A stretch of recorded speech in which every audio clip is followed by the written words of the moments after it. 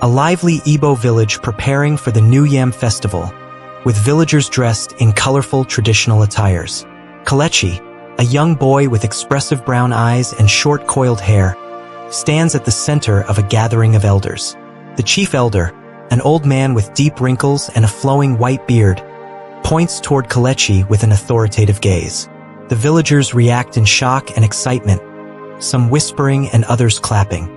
The setting sun casts golden hues over the huts and palm trees, adding a mystical glow to the atmosphere. In a sacred forest grove surrounded by towering ancient trees, Kelechi kneels before the high priest, an elderly man wearing a red and white wrapper with elaborate chalk markings on his face. The sacred mask, an ornately carved wooden artifact adorned with cowrie shells and tribal engravings, is handed to Kelechi. His fingers tremble as he touches it, and faint glowing symbols appear on the mask's surface. Mist swirls around them, giving the scene an ethereal quality, while distant fireflies add tiny bursts of golden light. A dramatic, high-energy scene in the village square at night, illuminated by flickering torchlight and a large bonfire. Kelechi, now wearing the sacred mask, moves gracefully in the center of a wide circle of villagers. His body flows in perfect sync with the rhythm of the drummers, who strike large, ornately decorated drums. Sparks rise from the fire, and his wrapper sways with each powerful movement. The mask's eye holes glow faintly, hinting at unseen forces guiding him. Shadows from the fire dance across the faces of onlookers, their expressions a mix of awe and reverence. Kelechi's spirit is momentarily transported to an ancient battlefield. Before him, ghostly Igbo warriors dressed in leopard skin loincloths and holding long spears stand in a misty clearing. Their bodies glow faintly, their faces stern and solemn. One warrior, the leader, has a deep scar across his eye and wears a headdress adorned with eagle feathers. His booming voice echoes, "Find the truth." The air is thick with energy, as ancient Igbo symbols appear and swirl in the mist, glowing briefly before vanishing. Kelechi, still in his festival attire, stands frozen in awe.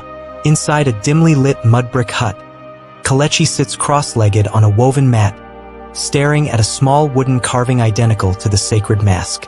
His grandmother, a wise elderly woman with silver-threaded hair and gentle eyes, sits beside him, her fingers gently resting on the carving.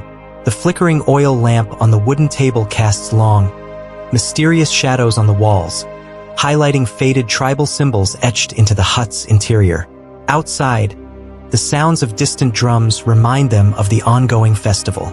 At sunrise, Kelechi approaches Elder Dyke, who sits outside his hut weaving a raffia mat.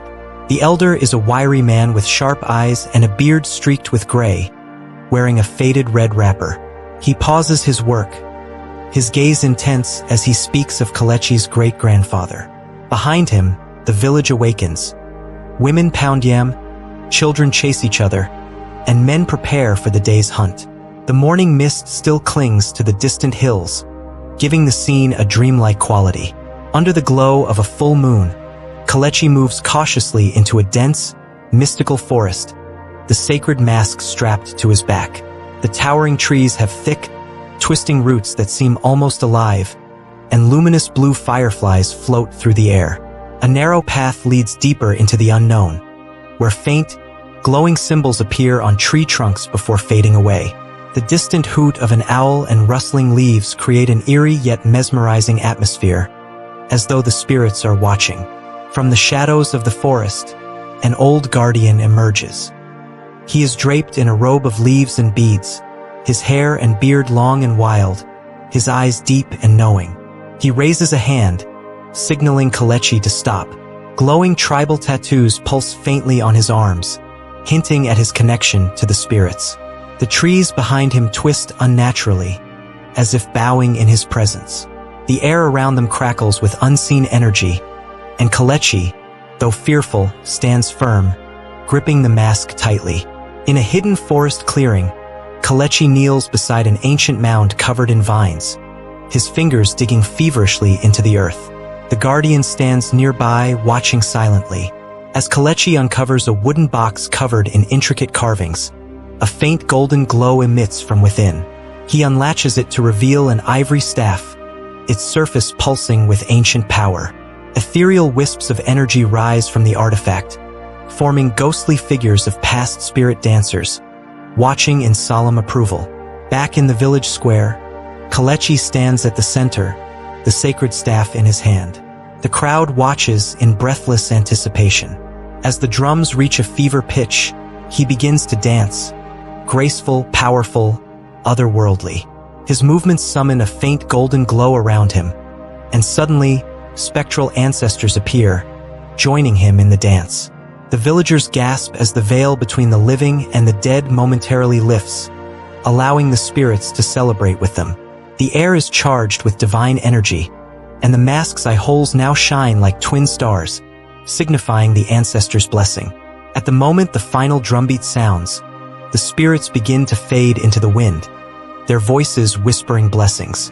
The sky above shifts from deep blue to a brilliant golden hue, as if the ancestors themselves have opened a doorway between realms.